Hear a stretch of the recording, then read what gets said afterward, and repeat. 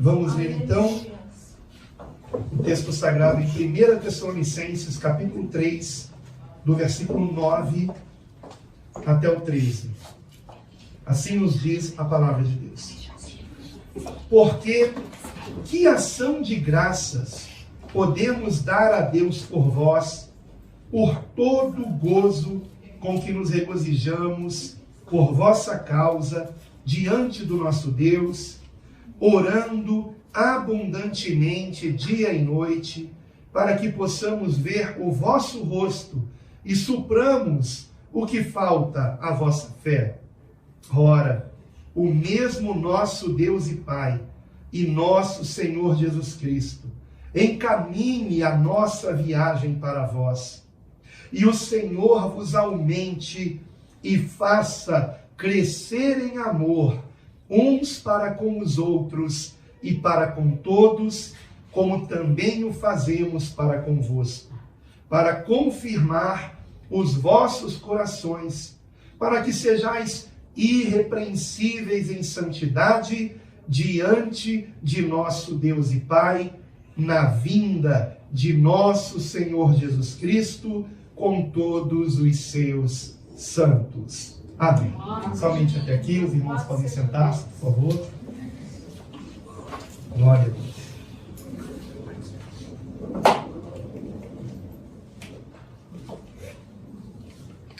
Queridos irmãos, fazer parte desse mover do Espírito Santo na formação de congregações faz com que eu compreenda muito bem o que Paulo, por exemplo, quis dizer aqui no versículo de número 11. Ora, o mesmo nosso Deus e Pai e nosso Senhor Jesus Cristo encamine a nossa viagem para vós. Paulo ansiava rever os irmãos, ansiava testemunhar pessoalmente a obra do Espírito Santo em cada congregação que se formava por meio da pregação do Evangelho, que só existe um Evangelho, embora alguns digam que se prega outro Evangelho, só há uma boa nova, a boa nova de que Deus amou o mundo de tal maneira que deu seu Filho unigênito, para que todo aquele que nele crê não pereça, mas tenha vida eterna.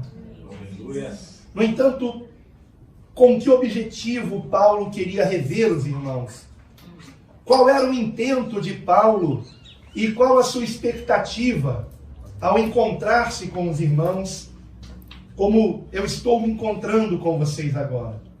A expectativa dele é exatamente a mesma que eu tenho, e não por acaso, porque isso é a obra do Espírito Santo. A expectativa de encontrar irmãos que estão crescendo em duas características que resultam da compreensão que temos da graça de Deus que há em Cristo Jesus. E essas duas características, queridos irmãos, eu digo para vocês com sinceridade, em verdade, eu fiquei tão emocionado aqui agora há pouco, filmando aqui vocês, porque essa é a congregação que eu estou visitando por último aqui no estado de São Paulo, na minha vinda para cá com minha esposa. Fomos primeiramente a Campinas, ontem em São Paulo, Jabaquara, e depois Ribeirão Pires, e agora estamos aqui. E nós tivemos a alegria de fato, testemunhar palpavelmente entranháveis afetos entre os irmãos. Nós contemplamos isso, o carinho dos irmãos uns para com os outros, a sinceridade nesse afeto, nesse cuidado, o que mostra que, para a glória de Deus, a graça está sendo compreendida e o seu resultado, ele vem, eu não vou dizer naturalmente, porque é obra do Espírito Santo, então sobrenaturalmente. E as duas características são, em primeiro lugar, o amor, que é o que ele vai dizer aqui no versículo 12, e o Senhor vos aumente e faça crescer em amor uns para com os outros e para com todos, como também o fazemos para convosco. Então, em primeiro lugar, o amor. Nisto todos saberão que sois meus discípulos, se tiverdes amor uns para com os outros. Mas e em segundo lugar? É só o amor? Não. Tem algo mais também, que não podemos esquecer. E muitos ou esquecem de uma característica ou da outra. Mas nós precisamos crescer em ambas. E a segunda está no versículo 13. Para confirmar os vossos corações, para que sejais irrepreensíveis em santidade diante de nosso Deus e Pai, na vinda de nosso Senhor Jesus Cristo, com todos os seus santos. Esse padrão de amor e santidade, ele está posso dizer que, muito provavelmente, em todos os livros do Novo Testamento. É o que a graça de Deus gera em nós, nesta nova aliança na qual estamos em Cristo Jesus.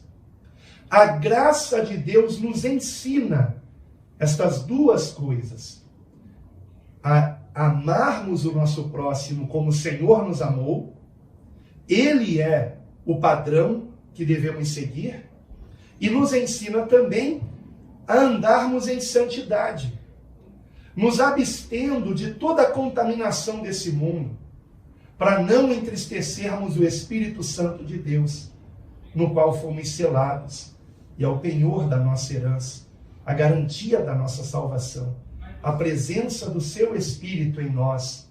Esta é a prova de que quando Ele vier, subiremos ao seu encontro.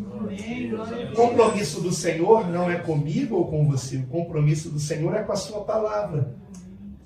E se nós nos enchemos da sua palavra, nos enchemos do seu Espírito, então Ele chama o seu Espírito e subimos com Ele, para a glória de Deus. Louvado seja o Senhor. Por isso é tão importante estarmos com a lâmpada cheia de azeite. É tão importante. E esse é o recado do Senhor. Vejam que não por acaso ele fala sobre a vinda do Senhor Jesus Cristo no versículo 13. Ele menciona isso aqui justamente após dizer o quanto ele queria estar revendo os irmãos e lembrando que os irmãos deviam continuar crescendo em amor e santidade. Amor e santidade. Amor e santidade. Esse padrão nós encontramos, e eu quero até deixar uma lição de casa para vocês. Na meditação diária que vocês têm do Novo Testamento, que vocês estejam sempre prestando atenção nisso. Nós estamos lendo um texto, ele está falando de amor. Daqui a pouco ele já fala de santidade. Depois ele fala novamente de amor. Depois ele fala novamente de santidade. E assim vai todo o Novo Testamento. Quando perguntaram, por exemplo, ao Senhor Jesus qual o maior mandamento, ele disse: amar a Deus sobre todas as coisas. Quem ama a Deus se abstém de tudo aquilo que não lhe agrada. Porém, o segundo mandamento é semelhante ao primeiro: amai ao teu próximo como a ti mesmo. Então, santidade e amor ao próximo. Esse é o padrão em toda a Escritura. O padrão. O amor ao próximo muitas vezes é chamado de justiça ou prática de boas obras. Muitas vezes é chamado desta maneira. E eu quero lembrar você, por exemplo, um versículo, Tiago 1:28, que diz: a religião pura e imaculada para com Deus é esta: visitar os órfãos e as viúvas nas suas tribulações e guardar-se incontaminado deste mundo. Vejam que interessante. Irmãos, eu já perdi a conta de quantas vezes eu ouvi pessoas que geralmente não congregam e dizem assim: a minha religião é o amor. Porque está escrito que a religião pura e imaculada para com Deus é esta: visitar os órfãos e as viúvas nas suas tribulações. E eu faço isso. Eu ajudo o orfanato, asilo. Então eu não preciso ir para a igreja, não preciso congregar, eu já estou salvo. Eu conheci uma pessoa assim, né, que se gabava de fazer isso, inclusive no Natal se veste de Papai Noel, vai para as comunidades para entregar bola, carrinho, boneca para as crianças, né? E na Páscoa dá chocolate para as crianças pobres. Tudo isso é muito bonito, né, de se fazer. Porém, não somos salvos por obras, irmãos, por boas obras. Não somos salvos por boas obras. É evidente que precisamos amar o nosso semelhante como Cristo nos amou. Então, eu sinto, de fato, alegria em saber que alguém foi fazer uma visita a um orfanato, a um asilo, porém, quando eu percebo que essa pessoa faz isso pela motivação errada, isso entristece o meu coração. E muitos pensam que são salvos por praticar o bem. Irmãos, o Senhor Jesus disse: quando vocês fizerem tudo o que for ordenado, declarem: somos servos inúteis. Não fizemos nada além da nossa obrigação. São palavras de Cristo, irmãos. As boas obras que fazemos não passam de nossa obrigação. Se eu não pratiquei boas obras, podendo ajudar o meu semelhante, eu pequei. Mas, se eu tivesse feito, não haveria mérito algum nisso. Porque não passa da minha obrigação, queridos irmãos. Então eu devo fazer boas obras? Sim. Para ser salvo? Não.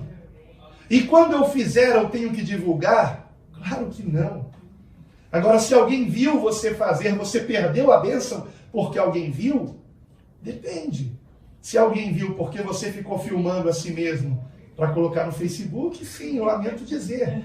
Você fez pela motivação errada.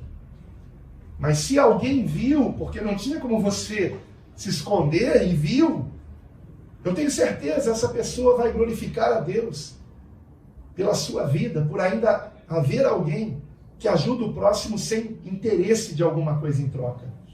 Porque às vezes a pessoa não tem interesse de dinheiro em troca, mas tem interesse de ser aplaudida, de ser vista pelos homens. E temos que tomar cuidado com isso. Porém, a graça de Deus nos ensina o amor ao próximo. Mas em Tiago 1,28 não fala só sobre amor ao próximo, exemplificado no cuidado com os órfãos e viúvas. Tiago usa o extremo do amor ao próximo, que é nós irmos ao encontro das pessoas que mais carecem de amor, que são as pessoas abandonadas. Então ele ilustra isso com um exemplo extremo, para que não nos esqueçamos destes, que são os que mais precisam de nós. Então faça um propósito de você ir ao encontro das pessoas desprezadas, abandonadas, esquecidas da sociedade. E em primeiro lugar, falar do amor de Deus para elas. Pregar o evangelho para elas. E em segundo lugar, fazer a sua parte, ajudando-as a ter um sofrimento menor. Se estiverem com fome, deem-lhe de comer. Se estiverem com frio, deem-lhe o que vestir. E assim por diante. Isso é resultado da graça de Deus em nós. E é justamente o que me emocionou ao visitar as congregações e perceber que nas congregações isto está acontecendo. Os irmãos estão cuidando uns dos outros e já estão se organizando para cuidar de pessoas que eles nem têm a obrigação perante os homens, digamos assim, de ajudar. Mas perante Deus, sim, nós temos essa obrigação. Se estiver ao nosso alcance, irmãos. Mas Tiago 1,28 prossegue dizendo, ele não diz apenas a religião pura e imaculada para com Deus é esta, visitar os órfãos e viúvas nas suas tribulações. Ele diz também, e guardar-se incontaminado deste mundo. Amém? Em algumas versões diz um pouco diferente.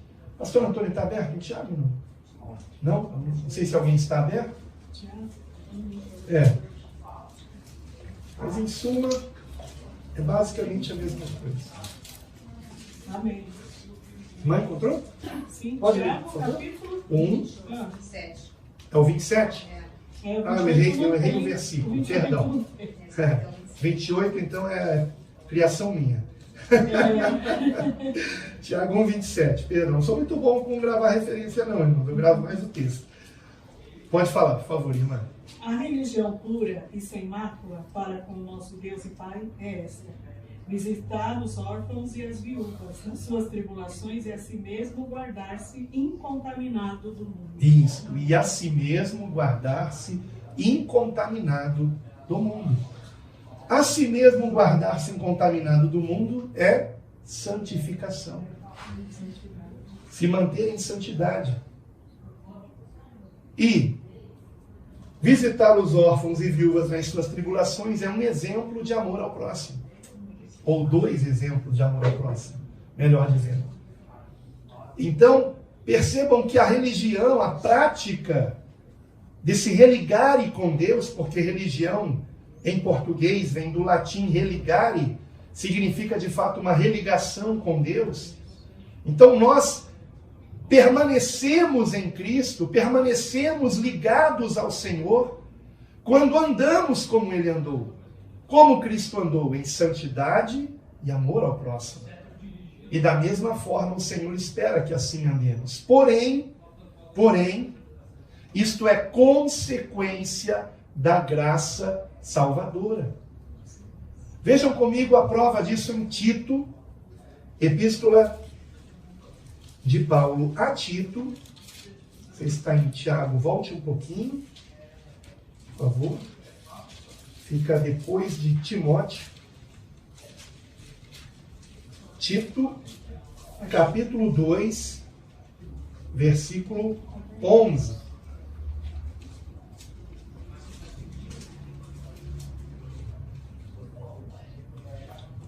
Tito 2,11. Bem? Nos diz assim o texto. Porque a graça salvadora de Deus se há manifestado a todos os homens, ensinando-nos, veja que interessante, ensinando-nos. A graça nos ensina. O que é a graça, irmãos? É a salvação que vem como um favor que nós não merecemos. Ela vem gratuitamente. E essa graça, quando nós a compreendemos de um modo correto, ela gera em nós um resultado prático, que é o que será dito agora, que já foi dito no texto inicial que lemos, que já foi dito em Tiago 1,27, e que agora é dito mais uma vez, vejam comigo. Ensinando-nos que, renunciando à impiedade e às concupiscências mundanas, vivamos neste presente século sóbria e justa e piamente. Então aqui está a santidade. Guardar-se incontaminado do mundo. Aguardando a bem-aventurada esperança e o aparecimento da glória do grande Deus e nosso Salvador Jesus Cristo. Vejam que interessante, ele aqui de novo, fazendo menção à vinda do Senhor, ao nosso encontro com Ele, para nos lembrar que o Senhor espera nos encontrar assim, crescidos em santidade e amor. Versículo 14. O qual se deu a si mesmo por nós, para nos remir de toda a iniquidade e purificar para si um povo seu especial, zeloso de boas obras. Amor ao próximo. Visitar os órfãos, as viúvas, nas suas tribulações. Amor ao próximo. Então a graça salvadora nos ensina. Há um fruto resultante da compreensão do verdadeiro evangelho. A palavra evangelho é boa nova. Evangelho é uma palavra que foi transliterada do grego evangelion e significa boa nova, boa notícia. E ela era usada no final de uma guerra, quando vinha o soldado trazer a notícia de vitória sobre o inimigo. Então era uma alegria muito grande. Quando vinha aquela notícia, o povo se alegrava, fazia festa, porque chegava a notícia do campo de batalha que eles haviam vencido, que os prisioneiros seriam libertos. Então, qual é a boa nova que Jesus nos traz? A salvação. Que por meio dele, por meio do seu sacrifício na cruz do Calvário por nós, do seu sangue sem pecado vertido por nós pecadores, somos redimidos, somos lavados de todo pecado, purificados de toda iniquidade, por meio da fé nele. Tudo o que temos que fazer é crer, confiar, agradecer, reconhecidos de que nós não podemos salvar a nós mesmos. Eu não sou salvo por minhas boas obras.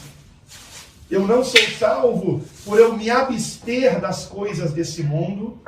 Mas, se sou salvo, o amor de Cristo em mim me constrange a ser uma nova criatura.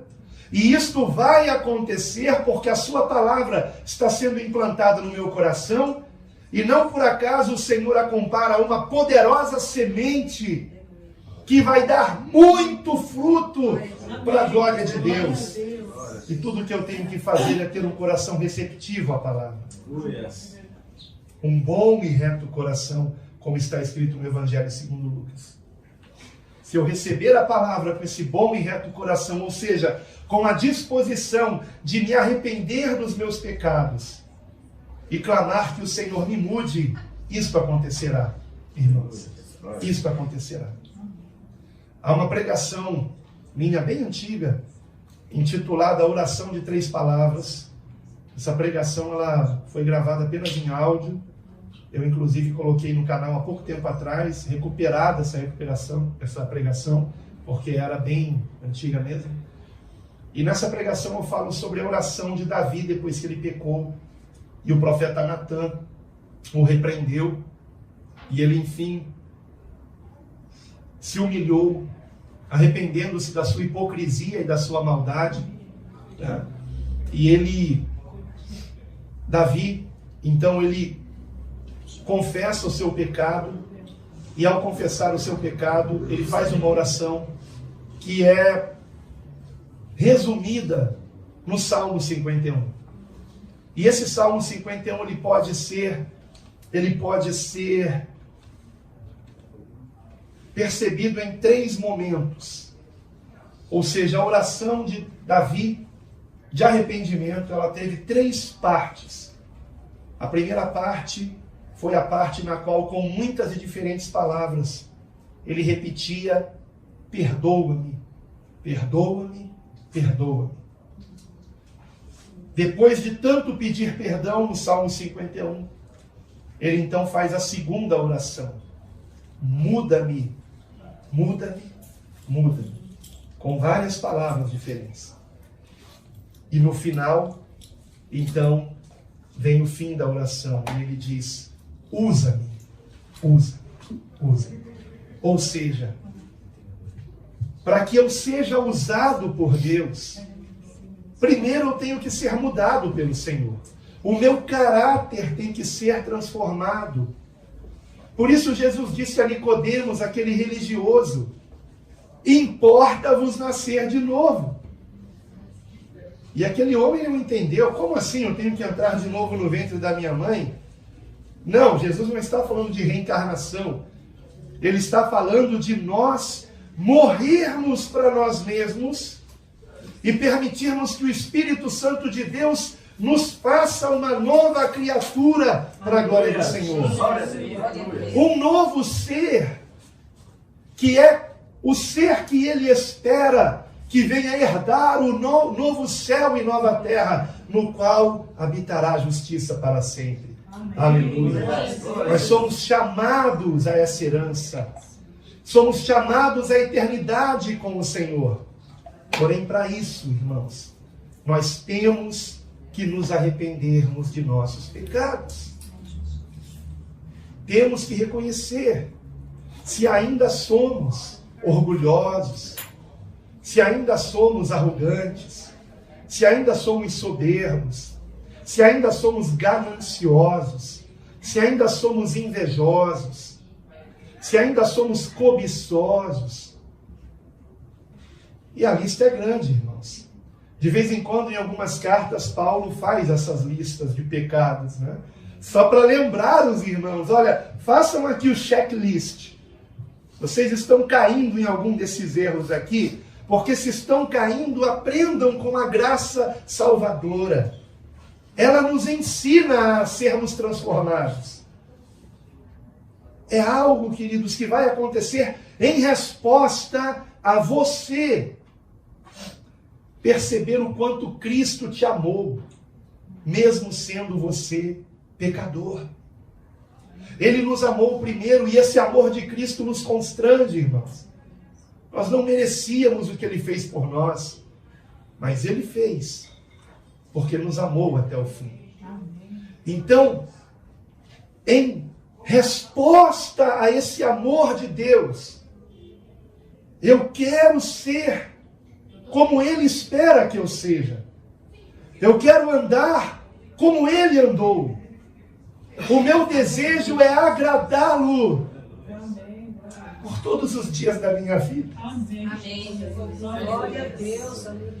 Então eu vou passar a fazer boas obras, não para mim ser aplaudido, mas para Ele ser glorificado, para Ele ser engrandecido. Amém. Porque sem Ele eu estaria perdido. E como eu quero a presença dEle comigo todos os dias, eu não vou contaminar o meu coração, colocando os meus olhos naquilo que é mal, naquilo que é pervertido, promíscuo, porque eu quero a presença dEle comigo. Então, de que adianta eu participar de um culto de oração, me arrepender dos meus pecados, pedir, Senhor, me enche do Espírito Santo, e depois eu chego em casa e coloco os meus olhos diante de pornografia, diante de bobagens, perdendo o meu tempo, e o Espírito Santo vai sendo apagado de mim. Não extingueis o Espírito, diz a palavra. E esse termo em grego é não apagueis mesmo, é como uma chama que podemos apagar se nós não vigiarmos. Mas como eu o amo, e eu o amo porque, como está em 1 João, nós o amamos porque Ele nos amou primeiro. Eu só posso amar o Senhor a quem eu não vejo quando eu compreendo o amor que Ele teve pelos que vejo. Estão compreendendo, irmãos? Quando nós nos damos conta da dimensão, da grandiosidade, da profundidade do amor de Deus, nós somos transformados por esse amor. Transformados por essa graça. Isso é maravilhoso. Irmãos, eu quero ilustrar isso aqui com uma história verídica que aconteceu na minha vida, que eu sei que foi escrita pela mão de Deus, propositalmente, para que eu entendesse a graça de Deus. Certa vez, quando eu devia ter talvez 17 anos de idade, eu estava na praia do Leme jogando frescobol com amigos e o mar estava de ressaca. Praia do Leme, Rio de Janeiro, do lado de Copacabana. Na época eu morava em Botafogo, isso foi mais ou menos em 1987, 88. E eu estava lá com os meus amigos jogando frescobol e a bolinha caiu perto da água. E eu fui buscar a bolinha. Só que no que eu fui buscar, a água veio e puxou a bolinha, eu fui correndo e quando eu peguei a bolinha eu escutei um grito. e quando eu olhei para o mar, alguém estava se afogando. E me parecia ser uma criança. E na mesma hora, eu não pensei duas vezes, nado desde os 6 anos de idade, fiz waterpolo, inclusive, e joguei a bolinha para os meus amigos, e na época eu fazia waterpolo, inclusive. Joguei a bolinha para os meus amigos e gritei para eles, chamem um salva-vidas. E mergulhei na água para salvar o que me parecia ser uma criança, né? Porque as ondas estavam enormes. E nadei até chegar, quando eu me aproximei, eu disse, não me enforque, tá? Deixe que eu seguro você. Porque eu já sabia que a pessoa que está se afogando, desesperada, ela pode matar aquele que a está salvando, né? Então eu tinha algumas noções, porque eu tinha um amigo que era salva-vidas. E então, quando a onda vinha, eu orientava ele a mergulhar e depois eu tirava e assim. Aí ele gritou, a minha irmã também está se afogando. E aí quando eu olhei, uma menina se afogando. E aí, graças a Deus, já vinha o salva-vidas, né? E ele estava vindo na minha direção e nós apontamos, tem outra pessoa ali se afogando. Vai para lá que aqui já está resolvido. E graças a Deus consegui tirá-lo. E o salva-vidas conseguiu tirar aquela jovem. E quando eu cheguei na areia exausto, só me lembro que eu fiquei deitado e via o céu, né? E os meus amigos ao redor me xingando, porque eu podia ter morrido.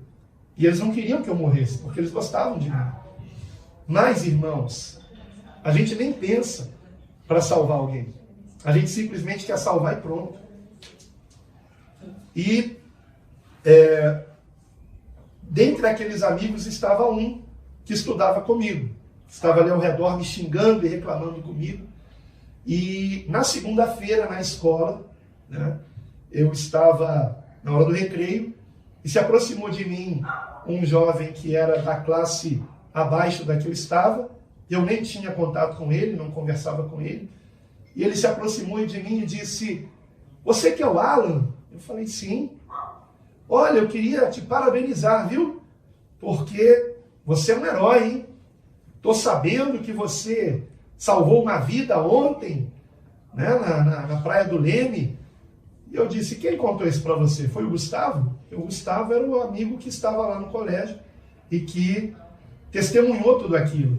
E ele falou, Gustavo? Não, eu nem sei quem é Gustavo. Falei, então como é que você sabe? Eu sei porque saiu na rádio, rapaz. Aí eu falei, você tá de brincadeira. Se fosse hoje, eu ia falar que saiu na internet, né? Foi em 87, tá, irmão? Saiu na rádio. Falei, não, que rádio, nada, rapaz. O Gustavo te contou, né? Então ele contou para alguém que contou para você. E a partir daquele dia, ele começou a se aproximar de mim. No começo eu comecei a achar ele um cara chato, grudento, né? Sabe? Todo recreio vinha ele sentado do meu lado, bater papo comigo. E o nome dele era Jean. E ele... todo recreio ele se aproximava, me cumprimentava. E eu comecei a achar aquilo estranho, né? Eu não sei não, hein? Eu, na época, gostava de ouvir Legião Urbana, né? E ele, então, me emprestava os LPs do Legião Urbana dele, com risco de arranhar, né? Os mais jovens hoje nem sabem o que é LP, risco de arranhar. Não sabem a conexão que existe, por exemplo, entre uma fita cassete e uma caneta Bic. Né? Sabe? A gente põe a caneta Bic para rodar a fita e colocar no ponto. Lembrou? Só servia a caneta Bic. Né? Que ela tem um formatozinho perfeito para a fita cassete. Então, eu me lembro de tudo isso e se passou um ano e no outro ano, o meu amigo Jean... Ai, irmãos, como é difícil contar a história real, né? O meu amigo Jean,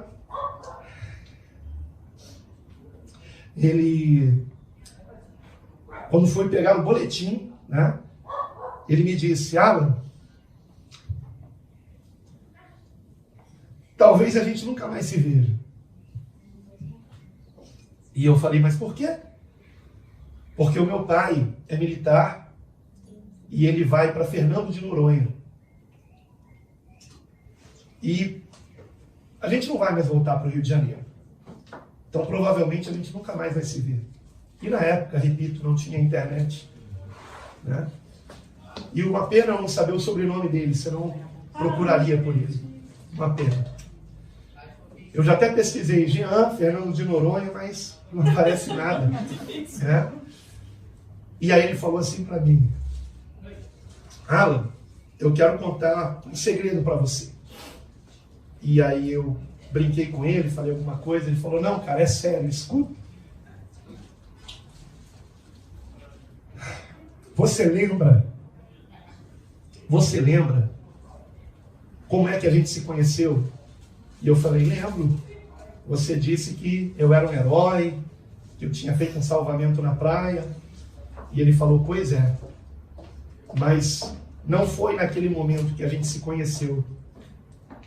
E eu disse: você finalmente vai me contar como que você soube daquilo? Ele falou: vou. Porque a primeira vez que a gente se conheceu foi na praia. Aquela pessoa que você salvou era eu. E eu não tinha reconhecido ele. Não tinha reconhecido.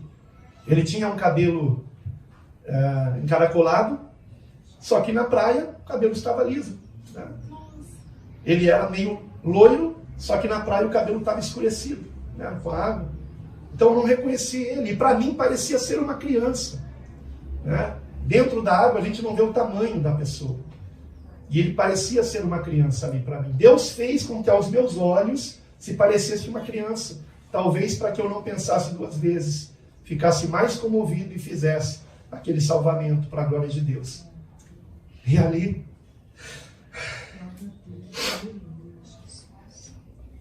nos abraçamos e choramos. Eu nunca mais vi o Jean. Mas anos depois, compreendendo o Evangelho, o Espírito Santo me fez lembrar dessa história. E me fez entender por que o Jean estava me agradando tanto, coisa que nenhum amigo meu fazia, a ponto às vezes até de pagar um lanche para mim na hora do recreio. Vinha ele com hambúrguer e Coca-Cola. Eu nunca comia na cantina, que era caro. De vez em quando vinha ele me dar um lanche. Por quê? Porque havia gratidão no coração dele. Que coisa linda, irmãos. Vocês se lembram dos 10 leprosos? Só um voltou para agradecer. Será que nós somos esse que é grato ao Senhor? Porque se realmente somos gratos ao Senhor, nós vamos querer agradá-lo. Vamos querer andar como ele andou. Vamos querer ser seu amigo. Como Jean quis ser meu amigo. Mesmo escondendo que eu tinha feito aquele salvamento. Talvez para não ficar constrangido. Entendem, irmãos? E o Senhor Jesus fez algo tão mais grandioso por nós, irmãos. O que eu fiz pelo Jean lhe deu alguns anos ou décadas a mais de vida carnal. Mas o que o Senhor Jesus fez por nós, Aleluia, nos livra da condenação eterna. E nos dá a vida verdadeira com Ele para sempre. Amém. Aleluia. Então, queridos irmãos, que haja em nós o resultado dessa graça salvadora. Mas eu concluo com uma advertência que o Espírito Santo colocou no meu coração para compartilhar com as congregações onde eu pregasse a sua palavra. E a advertência está aqui mesmo, em Tito, no capítulo 3. No capítulo 3.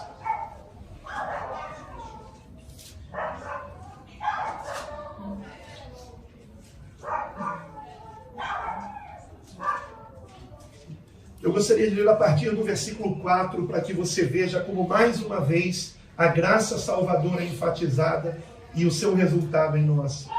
Tito 3, versículo 4. Mas quando apareceu a benignidade e amor de Deus, nosso Salvador, para com os homens, não pela obra de justiça que houvéssemos feito, mas, segundo a sua misericórdia, nos salvou pela lavagem da regeneração e da renovação do Espírito Santo, que abundantemente Ele derramou sobre nós, por Jesus Cristo, nosso Salvador, para que, sendo justificados pela sua graça, sejamos feitos herdeiros segundo a esperança da vida eterna. Fiel é a palavra, e isto quero que deveras afirmes, para que os que creem em Deus procurem aplicar-se às boas obras. Estas coisas são boas e proveitosas aos homens. Mas, preste atenção na advertência, mas não entres em questões loucas, genealogias e contendas, e nos debates acerca da lei, porque são coisas inúteis e vãs. E esse é o maior risco que corremos, irmãos.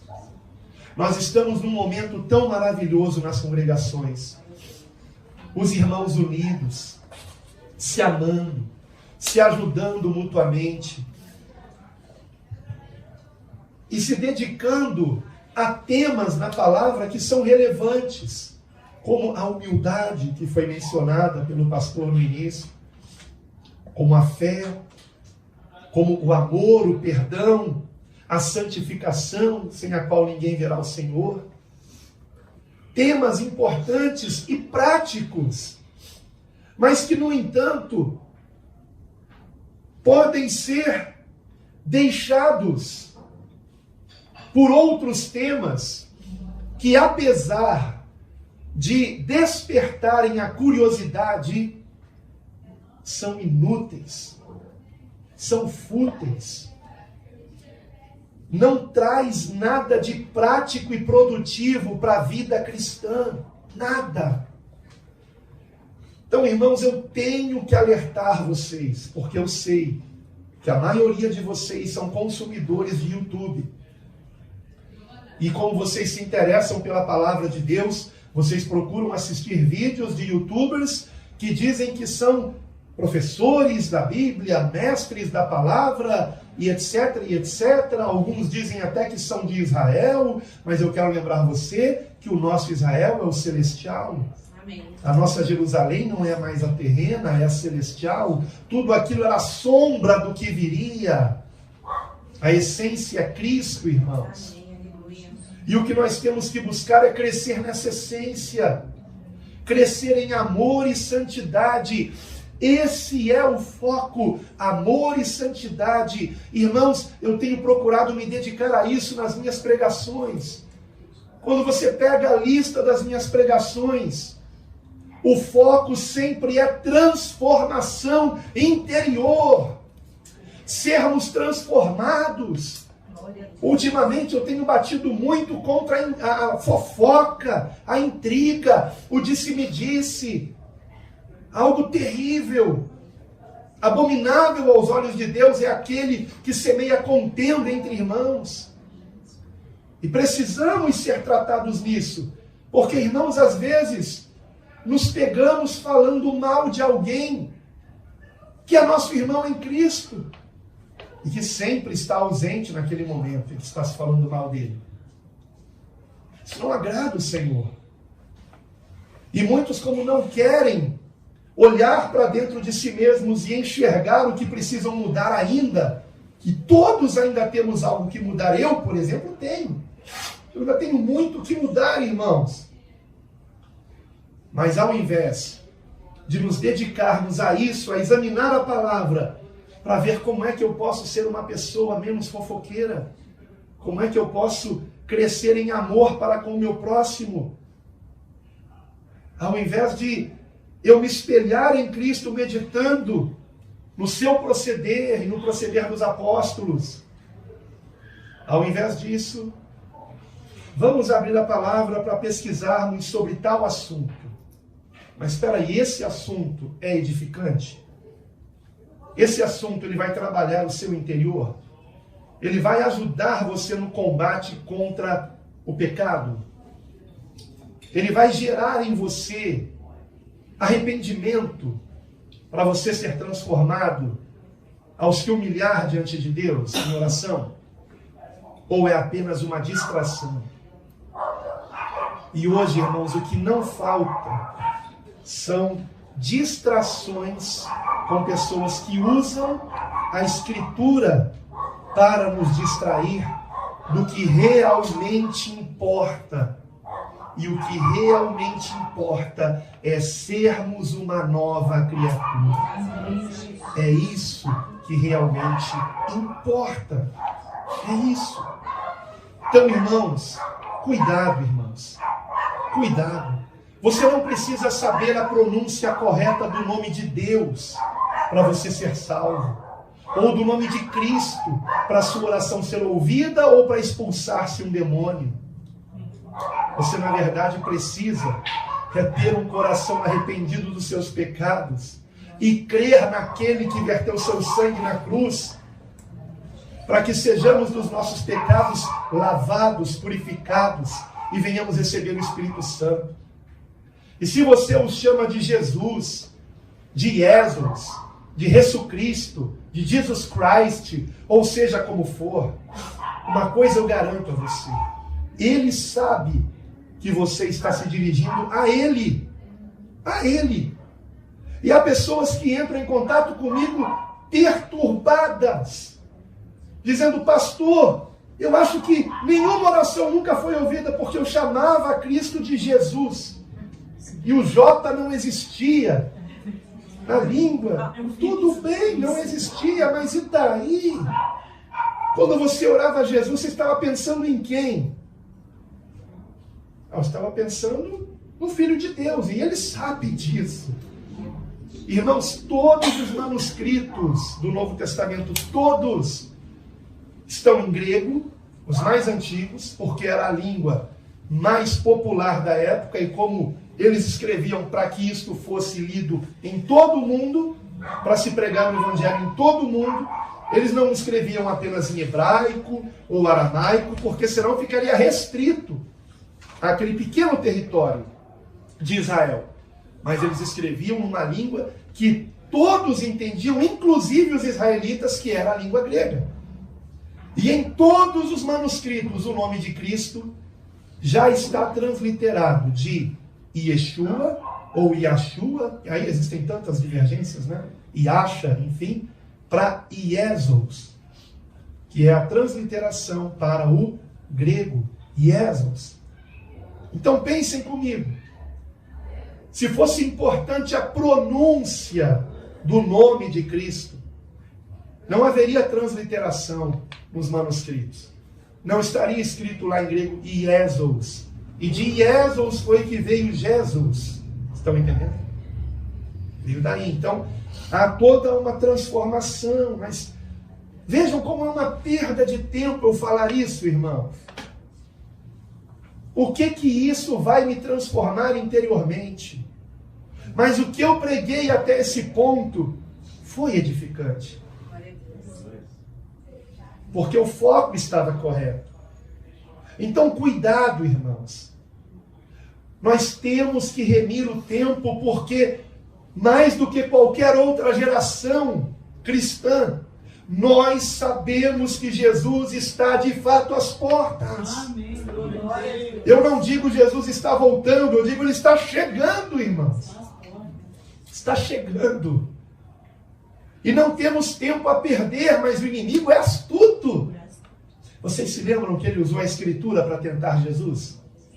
Lembram disso? Ele usou a própria Escritura. E ele continua fazendo isso hoje. Ele usa a Escritura para nos distrair. E o pior, para causar contenda na congregação. Na nossa igreja, tinha um irmão, alguns anos atrás, que na hora da oração, com outros jovens, ele falava em nome de Yeshua. E aí eu tive que chamar ele e falar: meu amigo, eu preciso explicar isso para você. Eu vou trazer uma aula na escola bíblica sobre isso. E graças a Deus que ele parou com aquilo. E aí ele entendeu que não é a pronúncia do nome que salva, porque ele, em outras palavras, estava dizendo, ó, todos vocês aí estão orando errado. Isso não é verdade. Sabe qual é a oração correta, irmãos? A oração correta é a oração sincera. Deus não quer palavras bonitas, palavras difíceis. Deus quer o seu coração, prostrado diante dele e rendido a ele em gratidão pelo seu amor. E isso ele espera de nós para o nosso bem. Porque o nosso ego é aquilo que nos mata. Quando nós nos achamos alguma coisa, aí está o perigo. Então me alegrou muito ouvir do pastor Antônio dizer, o segredo é a humildade, aleluia. Eu levo isso comigo para casa, pastor Antônio. Esse é o segredo. Esse é o segredo. Ninguém é melhor que ninguém, irmãos. Ninguém é melhor que ninguém. Que venhamos transferir para Deus toda a glória sempre. E tomem cuidado com as distrações. Porque as distrações, elas acabam trazendo divisão na igreja. Eu lamento dizer que eu conheço pessoas que saíram de congregações do projeto porque acharam que tinham que orar a Deus, chamando Deus de Iá ou alguma outra coisa. E queriam convencer os outros disso, e como eles não se convenceram, saiu da congregação. Uma pena. Podem ter até perdido a salvação. Por que caminhos que eles estão indo? Eu não sei. Que Deus tenha misericórdia dessas almas. Outros saíram da congregação porque queriam que o pastor pregasse sobre terra plana. Irmãos, não importa o formato da terra. Pelo amor de Deus, a única coisa que eu tenho que saber sobre o mundo é o que está em 1 João 2. Não ameis o mundo e nem o que há no mundo, seja ele plano ou esférico. É podre, não presta. Acabou. É isso que eu tenho que saber. Eu não fui chamado para pregar sobre o formato da terra. Eu fui chamado para pregar o Evangelho. Aleluia. Aleluia. E é nisso que temos que focar. Cuidado com as distrações. E se o teu irmão acredita que a terra é esférica ou plana, o que importa? Respeite o seu irmão, ame o seu irmão e vamos adorar a Deus. Aleluia. Porque essas diferenças não levam a nada. Mas o inimigo quer dividir, quer separar. Cuidado, irmãos. Cuidado, amados. Vamos focar na palavra. Ensinamentos práticos para resultados visíveis. Para bom testemunho que venham converter vidas. Porque hoje, irmãos, ficar só falando, ninguém mais dá crédito. Porque, infelizmente, o Evangelho está tão distorcido que as pessoas, elas só acreditam vendo. E elas esperam ver em nós Cristo. Que venhamos brilhar essa luz de Cristo. Para que eles vejam nossas boas obras e glorifiquem o Pai que está nos céus. E a Deus toda glória. Amém. E graças a Deus.